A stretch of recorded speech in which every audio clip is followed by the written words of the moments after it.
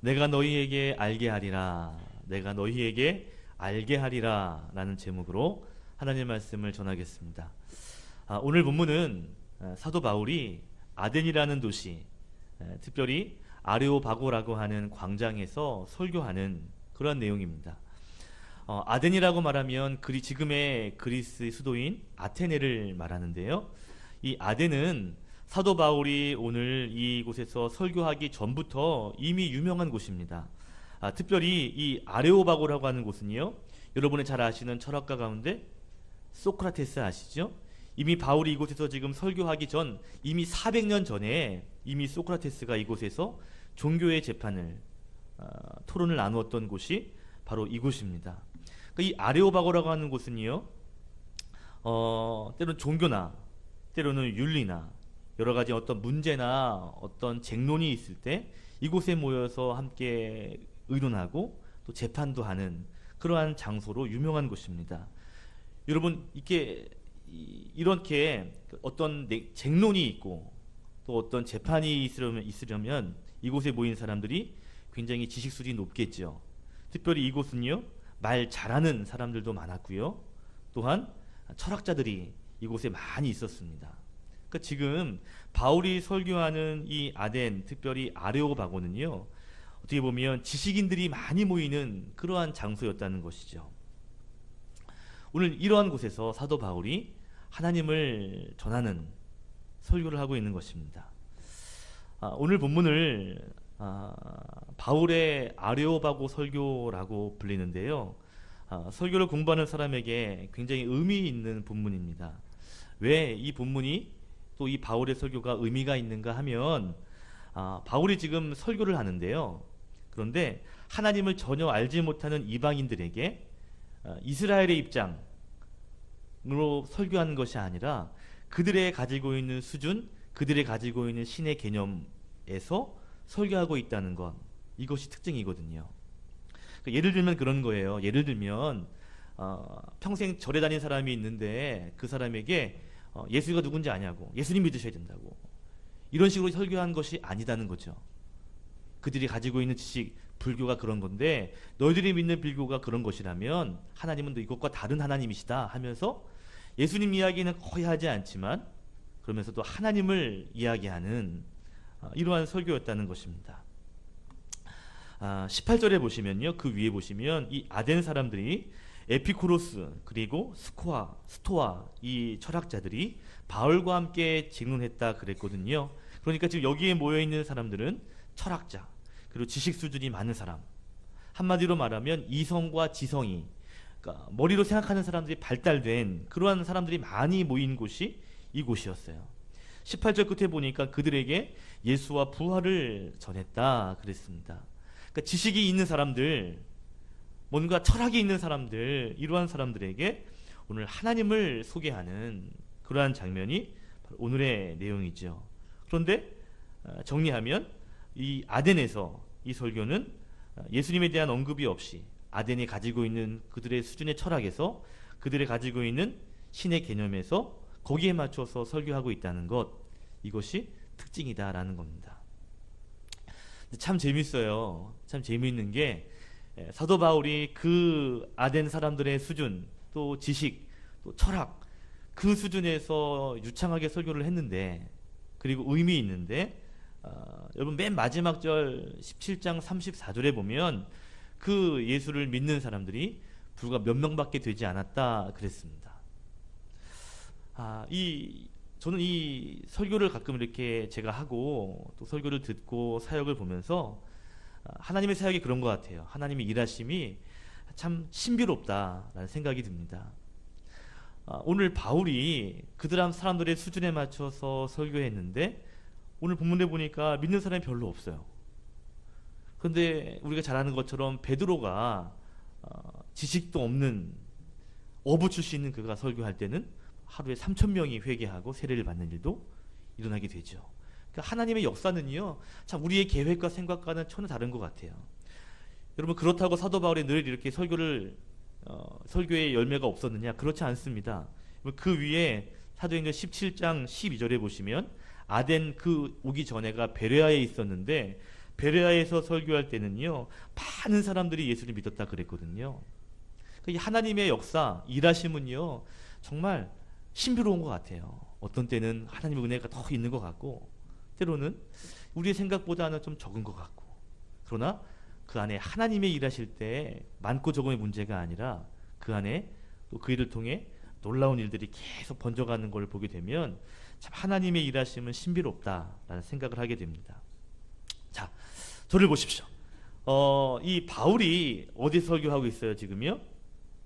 아덴에서 설교하고 있어요. 그런데 이 아덴으로 오게 된 상황이 있습니다. 처음에 이 아덴으로 오려는 것이 아니고 사도 바울이 2차 전도 여행으로 지금 데살로니가라고 하는 지역에서 사역을 하는데요. 거기에서 이 바울을 반대하는 자들, 바울을 핍박하는 자들이 바울을 괴롭혔습니다. 죽이려 했습니다. 그것을 알게 된 바울이 급히 도망을 하는데 베레아라는 곳으로 도망을 합니다. 그리고 그곳에 가서도 복음을 전해요. 예수님을 이야기하고 하나님을 이야기합니다. 말씀드린 것처럼 그곳에 사역의 열매가 있었습니다. 많은 사람들이 정말 하나님을 믿게 되었는데, 그런데 이 데살로니가에서부터 핍박하던 사람들이 베레아까지 쫓아오게 된 거죠. 그래서 또 급히 어디로 오냐면 오늘 본문에 나오는 아덴으로 오게 된 것입니다. 자, 바울이 데살로니가에서 베레아로, 베레아에서 아덴으로 내려왔는데, 이제 아덴에서 이렇게 둘러보니까요, 오늘 22절에 보니까 그 아덴 사람들이 종교심이 많다는 걸 알게 됩니다. 왜냐?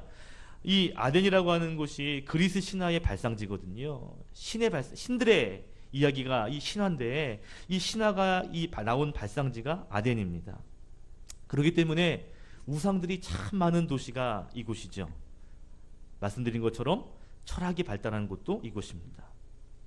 이 아덴을 바울이 이렇게 둘러보는데, 이렇게 지식이 많은 사람, 철학이 많은 사람, 그리고 우상이 많은 도시, 이 도시를 둘러보는데 뭔가 황당한 걸 보게 됩니다. 그게 뭐냐면요, 23절에 보니까 그렇게 지식 수준도 있고 그렇게 우상을 많이 만들고 섬기는 사람들이 23절에 보니까 알지 못하는 신에게도 제사를 드리는 단이 있음을 발견하게 됩니다. 여러분, 실제로 이 아덴에 가보시면 알지 못하는 신에게 드리는 제단이 있답니다. 거기에 이렇게 쓰여 있대요. 신성하도다. 그 신이 남신이든 여신이든 아무튼 간에 신성하도다. 이해가 되세요? 지금 제단이 있는데 그 제단에 어떤 신인지 모르겠어요. 남신인지 여신인지 몰라요. 그런데 아무튼 내가 알지 못하는 신을 예배하는 제단이 있다는 거예요. 이 사람들이 신에 대한 개념이 많고요, 우상도 많고요, 종교심이 많다 보니까 혹시라도 우리 수준에서 알지 못하는 신이 있지 않을까? 혹시 그 신에게도 우리가 혹시 실수로 제사를 못 드리는 것이 아닐까 하는 마음으로 우리가 알지 못하는 신에게라고 한 제단을 드리는 곳이 있었다는 겁니다.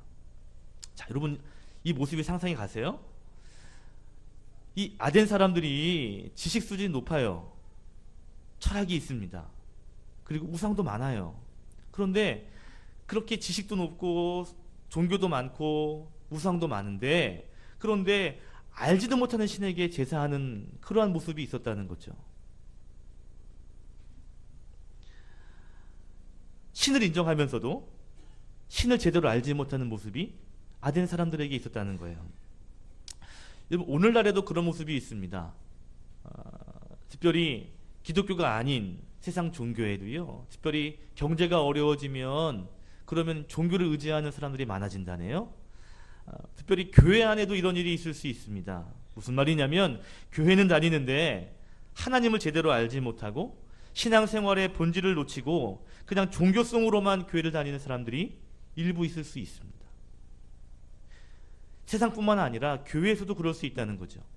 하나님을 분명히 알지 못하고 종교성을 가지고, 오늘 아덴 사람들이 알지 못하는 신에게 그냥 열심히 제사를 드리는 것처럼 교회 안에서도 하나님을 제대로 알지 못하고 예배할 수 있는 모습이 있을 수 있다는 거죠. 오늘 바울이 이 아덴 사람들을 향하여서 이렇게 말합니다. 여보시오 아덴 사람들, 당신들을 보니까 평상시에 종교성이 많은 것 같습니다. 내가 다니면서 두루두루 보니까, 아니 신들의 우상들이 많이 있네요. 그런데 보니까 당신들이 알지 못하는 신에게도 드리는 제단이 있던데, 그렇다면 내가 당신들이 알지 못하는 신에 대해서 한번 얘기해 보겠소. 당신들이 알지 못하고 드리는 신이 있는 걸 당신들 알죠? 그 신, 알지 못하는 신이 누군지 내가 한번 이야기해 볼 테니까 들어보시오 하면서 누구를 얘기하는 거예요? 하나님을 이야기하고 있는 것이죠. 24절에 보니까 그 하나님이 어떤 하나님이냐? 보니까 우주 만물을 지으신 하나님, 그리고 천지의 주제가 되시는, 주제는 주인이라는 말입니다. 그분이 이 우주를 만드신 분이 하나님이시다. 하나님을 창조주 하나님으로 분명히 말하고 있습니다. 자, 당신들이 알지 못하는 신들이 있을 텐데 그 중에 하나님이라는 분이 계신데 그분은 천지를 창조하신 분이다 라고 이야기하고, 그분이 이 천지를 지금도 주인으로 되셔서 이 천지를 움직이시는 분이다 라고 말합니다. 자, 그러면서 이 창조주 하나님이 어떤 분이냐? 너희들이 믿는 신과 다른 하나님, 이런 하나님이 있다라고 말하거든요. 자, 첫 번째는 뭐냐면 창조주 하나님은 받고자 하는 분이 아니라 주시는 분이다 라고 하나님을 소개합니다. 받으려고 하는 분이 아니라 주시는 분이라는 거죠. 자, 25절을 보십시오. 25절에 보시면 또 무엇이 부족한 것처럼 사람의 손으로 섬김을 받으시는 것이 아니니 이는 만민에게 생명과 호흡과 만물을 친히 주시는 이심이라 그랬습니다. 여러분, 창조주 하나님이에요. 아무것도 없는 것에서 이 모든 만물을 만드신 분입니다. 그리고 이 모든 만물이 하나님의 것이고 그 창조의 모든 것들이 하나님 손에 있습니다. 하나님이 주인이십니다. 그분이 뭐가 부족하겠습니까? 그분이 다 만드시고 그분이 주인이신데, 그런데 너희들이 믿는 신은 뭔가 받으려고 해서 자꾸 드려야 되는 신일지 모르겠지만, 내가 말하는 하나님은 받으려고 하시는 분이 아니라 오히려 이 땅의 창조주시가 너에게 주려고 하는 신이다. 너희들이 믿는 신과는 차원이 다르다라는 것을 이야기하고 있다는 것이죠. 여러분, 이 세상의 종교, 특별히 당시의 종교는요, 신에게 좋은 것을 주면 그 신이 감동을 받고 그래서 복을 준다라는 개념으로 신을 섬겼습니다. 그래서 신에게 정성을 들여야 하고 공을 들여야 합니다. 그들이 가지고 있는 신관이 그랬어요. 물론 오늘날의 종교도 다르지 않죠. 특별히 기독교의 이단들이 하나님을 이런 분으로 많이 묘사하고요, 하나님께 드려야 함을 강조하기도 합니다. 여러분, 하나님은 창조주 되시죠. 부족함이 없는 분입니다. 그분이 뭔가 필요해서 뭘 달라고 하시는 분이 아니고, 오히려 그 창조주가 너에게 오늘 5절 25절에 보니까 호흡과 생명과 만물을 너에게 주시고자 하시는 분이 바로 그분이다라는 것이죠. 우리가요, 하나님께 예물을 드리고 하나님께 열심을 내지만, 여러분, 그것이 하나님께 복을 받기 위함도 있지만, 그러나 가장 우리 안에 있는 근본이 뭐냐면 하나님이 우리에게 주신 은혜, 그 사랑에 감사해서, 받은 구원에 감사해서 그것을 표현하는 것이 예배이고 또 제물이고 예물이죠. 특별히 우리가 하나님을 이해할 때 세상 사람들이 바라보는 신, 그 중에 하나인 하나님이 아니라, 하나님은 은혜를 주시고 사랑을 주시고 우리를 구원하게 하시는, 좋은 것을 주시려고 하시는 그 하나님의 속성을 우리가 이해해야 한다라는 것이죠. 오늘 바울이 말합니다. 아니, 하나님이 부족한 게 있어서 그런 줄 아냐? 그러지 않는다는 거예요. 너희들이 믿는 신처럼 날마다 제사를 드리지 않으면 그것 때문에 배고파하는 그런 가짜 신이 아니고, 하나님은 받는 것보다 오히려 너희에게 주기를 원하시는 그러한 분이라는 거죠. 그래서 너희에게 생명도, 호흡하게 하시는 생명도 만물도 다 우리에게 주셨다라고 이야기합니다. 여러분, 우리가 하나님을 섬기고 하나님을 이해할 때 세상 사람들이 바라보는 신의 한 신 정도로 여기시면 안 됩니다. 세상이 말하는 신의 수준의 하나님이 아니에요. 우리 하나님은요, 오히려 우리에게 많은 것을 주시고자 하시는 좋으신 하나님인 줄로 믿습니다. 세상의 종교는 그래요. 정말 신에게 좋은 것을 드려야 되고요, 정성으로 바쳐야 합니다. 그래야 신이 기뻐합니다. 그래서 신이 좋아하는 것, 좋은 것을 드려야 되고 비싼 것을 드려야 됩니다. 정성을 보여야 신이 감동을 하거든요. 그래서 불교에서도 절을 할 때 몇 번 해요? 많게는 3,000번씩도 하고 그래요. 그렇게 해야, 그렇게 정성을 들여야 감동을 받는다는 것이죠. 중동의 이방신 가운데 몰록이라는 신이 있습니다. 여러분, 이 신에게 제물을 드리는데, 특별히 이 몰록에게 제물을 드릴 때 귀한 제물을 드려야 되는데, 만약에 가장 내가 사랑하는 자녀를 제물로 드리면 이 신이 기뻐하지 않을까? 그래가지고 자기의 자녀를 산 제물로 드리는 그러한 신도 있었습니다. 하나님은 그렇지 않다는 것이죠. 여러분, 열왕기상 18장에 보시면 하나님의 선지자 엘리야와 그리고 이방 선지자들, 특별히 바알 선지자 그리고 아스라 선지자 합하여 850명의 선지자와 엘리야가 850대 1의 대결을 하죠. 누가 진짜 신인가 내기를 합니다. 그때 양쪽에 제물을 올려놓고요, 하늘에서 불이 임하는 그쪽이 진짜 신이다 대결을 하거든요. 여러분, 그때 이 바알 선지자 450명, 아세라 선지자 400명, 이들에게 먼저 너희가 한번 불 내려보게 해봐라, 엘리야가 양보를 합니다. 그때 이 850명이요, 성경에 보니까 미친 듯이 떠들었다 그랬습니다. 열왕기상 18장에 보니까 그들이 그 신 앞에 미친 듯이 떠들면서 막 뭘 한 거예요. 그래도 불이 안 내렸습니다. 엘리야가 약 올리죠. 야, 너희 신이 자나보다. 그때 성경에 보니까 그들이 규례를 따라 자신들의 몸에 피가 흐르기까지 칼과 창으로 자신들의 몸을 상하게 했다 그랬습니다. 참 재밌는 게요, 규례를 따라. 그러니까 그들의 규례 안에는, 그러니까 감동을 주는, 자기의 그 신들의 감동을 주는 뭐 규례가 있겠죠. 뭐가 법이 있는데, 규례에 따라 어떻게 보면 그 감동을 주기 위해서 몸을 상해하는 것이 있었다는 거죠. 단계가 있는 것 같습니다. 신을 감동시키는 단계. 그 중인 것 가운데 자신의 몸을 상하게 하는, 그래서 자기가 피가 흐르는 것을 불쌍히 여기시면 그러면 응답하시겠지, 뭐 이러한 수준의 생각을 했던 것이죠. 그렇게 믿었는데요, 불이 내리지 않습니다. 반대로 이제 엘리야 차례가 됐죠. 나무 번제단 위에 번제물을 올려놨습니다. 그리고 그 위에 물을 붓는데 큰 통을 4통이나 물에 부어요. 뭐 재물뿐만 아니라 나무가 다 젖었겠죠. 옆에 도랑을 팠는데 거기에 물이 가득했습니다. 그때 엘리야가 하나님께 부르짖지요. 하나님이 불에 임하는데요, 오늘 그 적셔져 있는 제단과 제물이 다 타고요, 도랑까지 있는 물까지 다 탔다고 그랬습니다.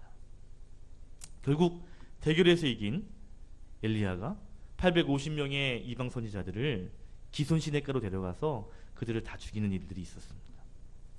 자, 이방의 신들이 바라보는 신과는요, 정성을 들이고 뭔가 그래 감동을 주기 위해서 몸부림을 쳐야만 되는 그러한 신이에요. 그러나 하나님은 오히려 우리를 구원하기 위해서, 또 우리를 죄에서 건지시기 위해서 오히려 자기 독생자 아들 예수까지도 내어주시는 하나님이십니다. 이게 세상의 종교와 다른 하나님의 모습이라는 거죠. 우리는 그 하나님이 주신 은혜와 사랑에 감사해서 예배하고 예물을 드리는 것입니다. 이것이 큰 차이죠. 여러분, 우리가 하나님을 섬기고 하나님을 예배하고 하나님을 사랑하며 살아야 되는데, 세상에서 바라보는 신 정도의 관으로 보는 것이 아니라 바울이 말하는 하나님을 하나님으로 바라보며 섬길 수 있는 저와 여러분 되시기를 주님의 이름으로 축복합니다. 아멘. 자, 바울의 설교가 의미가 있는 설교라 그랬죠. 특별히 당시에 이 청중들의 수준, 그들의 이해를 돕기 위해서 오늘 성경에 보니까요, 유행어까지도 사용합니다. 오늘 28절에 보면 당시에 그 아덴에서 유행하는 말이 있었는데, 28절에 보면 너희 시인 중에 어떤 사람이 하는 말과 같이 그가 그의 소생이라 하니 그랬습니다. 당시 유행하는 말이 우리가 그의 소생이다 라는 말이었던 것 같아요. 우리가 보통 청소년 사역을 한다거나 이 어린이 사역을 할 때 보면요, 이 그 코드를 맞춰야 되거든요. 그러다 보면 막 유행하는 유행어도 이렇게 좀 이용해서 할 때가 있습니다. 그러면 마음을 열거든요. 뭐지? 이러면서 귀를 열거든요. 오늘 바울이 그런 방법을 사용했다는 것이죠. 오늘 당시에 유행하는 그의 소생이라라는 말, 이 소생이라고 하는 말은 자녀라는 말인데 29절에 보니까 우리가 하나님의 소생이 되었다라는 말을 하죠. 다시 말하면 우리가 하나님의 자녀가 된다는 것입니다. 27절에 끝에 보니까 하나님이 멀리 계시는 분이 아니고 하나님은 가까이 계시고 우리와 함께 하시는 분뿐만 아니라 하나님은 우리의 아버지가 되신다라는 것이죠. 여러분, 하나님과 이방의 신이 다른 두 번째 비교하는 다른 점이 있는데 뭐냐면 창조주 하나님은 멀리 계시는 분이 아니라 가까이 계시는 우리의 아버지 되신다라는 겁니다. 누가 되신다고요? 아버지가 되신다는 거죠. 여러분, 이 소생이라고 하는 말은요, 관계성의 친밀함을 말해주는 것인데 기독교는요, 하나님이 우리의 신이 되는 것이 아니라 하나님이 우리의 아버지가 되는 종교입니다. 이게 세상의 종교와는 확연하게 다른 점이죠. 여러분, 세상의 종교는 신이 높아야 됩니다. 인간이 여기에 있다면 신이 높아야 돼요. 거리가 막 차이가 나야 돼요. 그래야 더 좋은 신이고 더 높은 신이고 수준 높은 신입니다. 이게 세상이 바라보는 신관이죠. 그렇잖아요. 인간이 여기 있다면 신이 높아야 신이잖아요. 그래야 야, 신이구나 이러면서 그 신에게 경배하죠. 그런데 하나님은 어떠냐면요, 하나님은 멀리 계시는 분이 아니라 가까이 내려오시는 분, 우리와 함께 하시는 분, 그래서 결국에는 우리와 가족이 되시고 우리의 아버지가 되시는 것이 바로 하나님이라는 것이죠. 이것이 관계성입니다. 여러분, 기독교는요, 하나님과의 관계성을 가장 중요하게 여기는 종교입니다. 오늘 28절에 바울이 하나님에 대해서 이렇게 말하죠. 우리가 그를 힘입어 살며 기동하며 행동하며 그리고 존재한다 라고 말합니다. 하나님이 우리의 아버지 되시고 그분이 우리가 힘을 얻어 살아가고 움직이는 존재라는 것입니다. 우리가 그렇게 하나님과 깊은 관련이 있는 사람들이라는 것이죠. 여러분 보세요. 창세기 1장에 보시면 하나님이 천지를 창조하신 내용이 나오죠. 그죠? 그때 모든 걸 다 말씀으로 창조하시는데 특별히 인간은 하나님의 형상으로 만드셨다 그랬습니다. 창세기 1장 27절에 보니까 하나님은 자기의 형상 곧 하나님의 형상대로 사람을 창조하셨다, 만드셨다 그랬어요. 다시 말하면 우리를 만드실 때 하나님을 닮게 만들었다는 것이죠. 우리가 누굴 닮은 거예요? 하나님을 닮은 겁니다. 창세기 2장 7절에 보시면 하나님이 사람을 흙으로 만드시죠. 티끌과 먼지로 만드시는데 그냥 만드시지 않고 코에 생기를 불어넣으십니다. 하나님의 생령을 안에 불어넣었더니 생기를 넣었더니 그 인간이 생령이 되었다. 그랬어요. 하나님의 영을 불어넣어 주셨다는 것이죠. 그러니까 하나님 우리를 만드실 때는요, 하나님을 닮게 만드셨고 거기에 하나님의 영을 불어넣어 주셨습니다. 우리가 그런 존재라는 것이죠. 오직 사람만이 하나님의 형상을 닮게 하시고 오직 사람에게만 하나님의 영을 불어넣어 주셨습니다. 여러분, 이 형상이라는 말, 우리가 하나님이 인간을 창조하실 때 형상, 하나님의 형상으로 만들었다 그랬잖아요. 그 형상이라고 하는 말, 이 말이 이미지인데요, 그것이 헬라어는요 이콘이라는 말입니다. 말씀드렸죠. 이콘이 영어로 아이콘의 어원이 되는 말입니다. 헬라어 이콘이라는 뜻이 뭐냐면 바로 이 형상, 이미지라는 거거든요. 여러분, 이 아이콘 아시죠? 컴퓨터 화면에 보면 아이콘이 이렇게 있잖아요. 핸드폰에 보시면 핸드폰에 아이콘이 이렇게 있잖아요. 그럼 그것을 이렇게 누르면 어떻게 돼요? 그것이 확 열려요. 그죠? 인터넷이든 뭐 게임이든 그게 이만큼 있는데 그거를 이렇게 작은 형상으로 만들어서 그거를 넣어버렸죠. 그거를 누르면 그 안에 있는 것들이 확 보이게 된다는 거죠. 우리가 그 하나님의 형상이라는 거야. 우리가 하나님의 아이콘이라는 것입니다. 우리 안에 하나님의 형상이 있고 하나님의 마음이 있고 하나님의 영이 있는 존재라는 것이죠. 우리가 하나님의 아이콘입니다. 따라합시다. 우리는 하나님의 아이콘입니다. 우리를 누르면 하나님이 보이는 거예요. 우리를 들여다보면요, 그 안에 하나님이 계시는 거죠. 우리를 그렇게 창조하셨습니다. 어제 저희가 중매한 그래서 결혼하게 된 부부가 어제 점심을 먹으러 약속을 하고 찾아왔습니다. 11개월 된 아이를 업고 왔어요. 그래서 다음 달에 돌이라고 그러면서 왔는데 처음 본 거예요, 그 아이를요. 낳을 때 산후조리원에서 가서 잠깐 보고요. 처음 본 거거든요. 모자를 씌워가지고 이제 이렇게 추우니까 덮어가지고 왔는데 모자를 턱 벗기고 얼굴을 딱 보니까 그 안에 친할아버지가 계시는 거 있죠. 그 친할아버지가 전에 섬기는 교회 안수 집사님이셨거든요. 모자를 벗기고 얼굴을 딱 보는데 거기에 안수 집사님이 계신 거예요. 깜짝 놀랐습니다.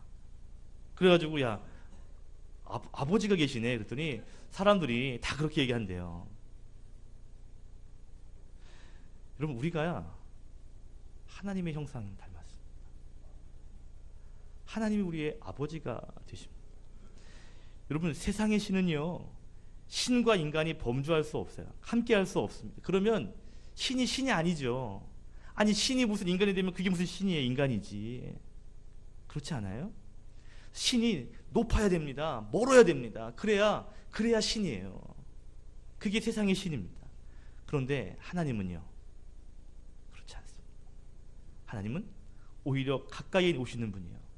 오히려 인간이 되셔서 우리 가운데 오시는 분, 그리고 우리를 살리시기 위해서 십자가를 감당하시는 분, 결국 그 예수 그리스도로 말미암아 우리가 하나님의 자녀가 되는 축복을 가지게 된다는 거죠. 세상의 종교는 아까 말씀드린 것처럼 열심히 뭔가를 해야 됩니다. 열심히 공을 들여야 그래야 복을 받을까 말까요.